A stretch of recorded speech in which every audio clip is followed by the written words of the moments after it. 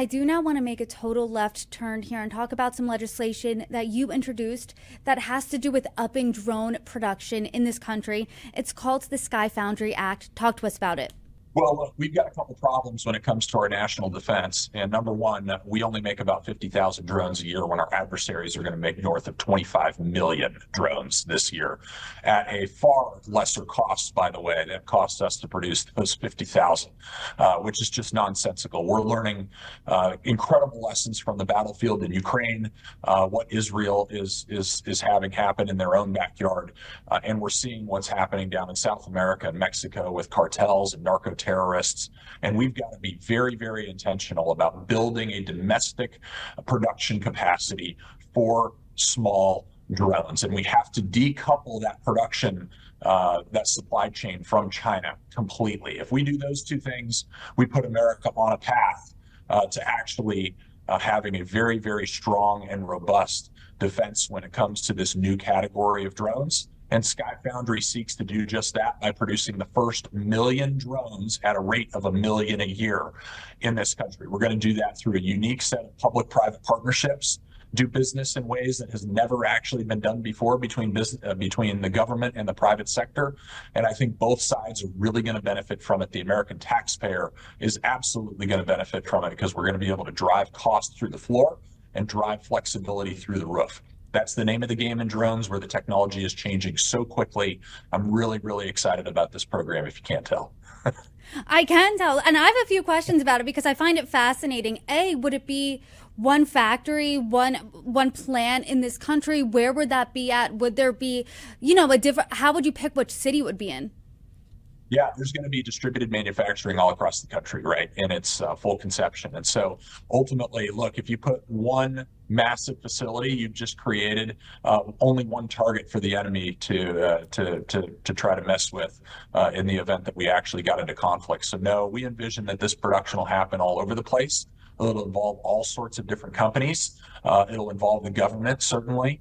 And I think it's going to be a really unique structure of how we can take the concept of the organic industrial base, which has always been a fixture and a pillar of how we produce for wartime, but actually make it much more efficient by infusing the private sector in a way that's never been done before, where you're going to array dozens and dozens and dozens of private sector companies against some government assets in a way, again, that's just never been done. I'm super excited about it.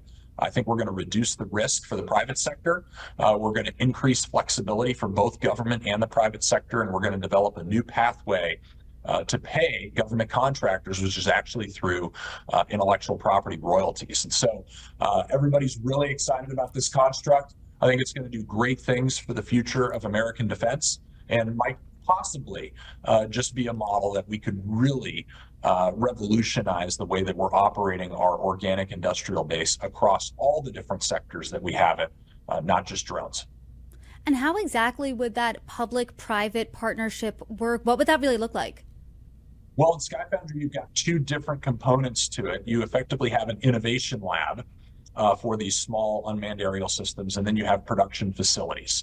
And the private sector would array around those innovation laboratories, which would really kind of be a fusion cell between the best of the best private sector contractors that are out there, from the smallest guys that are working in their garage that don't have a lot of capital, but have a lot of know-how, and they've got the buy-in of some of our most elite, military operators, all the way up to and including the primes. We are not going to pick, what category of government contractor you have to be. You're just going to have to compete to get a seat at the table.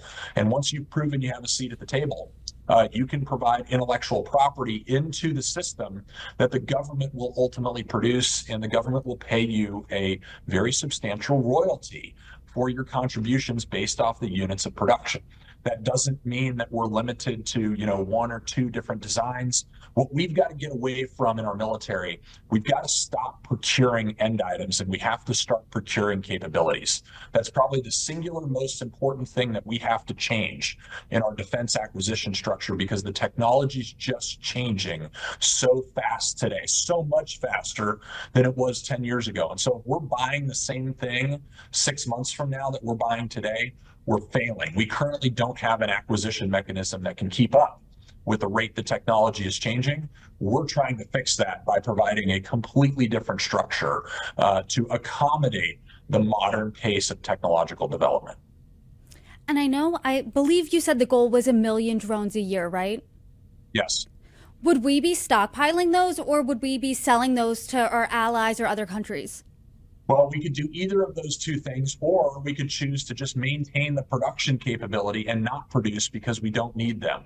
That's where the ultimate flexibility comes in for the American taxpayer. And you take the indeterminable demand that the government is famous for, which drives the private sector absolutely crazy. And if you can take the acquisition of those production assets off the private sector, you actually de-risk the private sector in this type of endeavor while creating that level of flexibility for everybody. I think it's the way that we actually create a stable ecosystem across our defense industrial base like we've never seen before. And I know that you introduced this before the government shut down, and obviously everything has really ground to a halt since October 1st. But what's next for this legislation? Well, we got it into both the House and the Senate versions of the National Defense Authorization Act. And so SkyFoundry is going to happen. And we're going through the conference process right now, dialing in exactly what that prescriptive language from Congress is going to look like to make sure that the Department of War stays within the original congressional intent. What's important to me is that we build the entire organic industrial base in SkyFoundry around the private sector. That is the most critical component in all of this, is we cannot isolate the private sector. The private sector is actually becoming the backbone of the organic industrial base. And once that happens, we hit go. We're pulling reconciliation dollars to do this. It's already been funded. And so SkyFoundry is going to be a very, very different thing 1 year from now than it is right now. And I'm incredibly excited to see it take flight. Well,